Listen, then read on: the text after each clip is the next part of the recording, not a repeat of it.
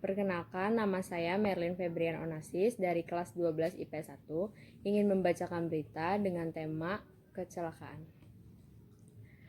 Kereta anjlok di antara stasiun Manggarai, Sudirman.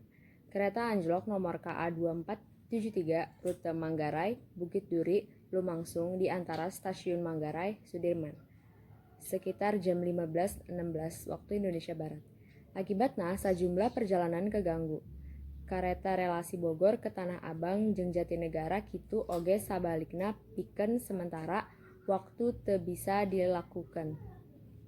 Kareta relasi Bogor jeung Bekasi nu nuju ka Jakarta sabagian ngan ukur bisa dioperasikan tepi Manggarai jeung sabagian tetep bisa dilanjutkan perjalanan nepi ka Jakarta kota. Pikeun nu ngagunakeun jasa anu embungeun nanggoan bisa ngalakukeun tiket di loket stasiun jeung di penta ngagunakeun modal transportasi lain. Cek Humas PT KCJ Eva Khairunisa ngaliwatan katerangan nu ditarima tim redaksi koran Radar Bogor.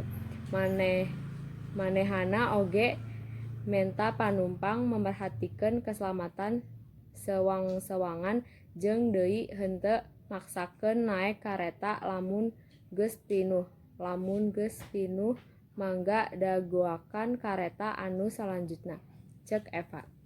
Sekian dari saya, kurang lebihnya mohon maaf. Terima kasih.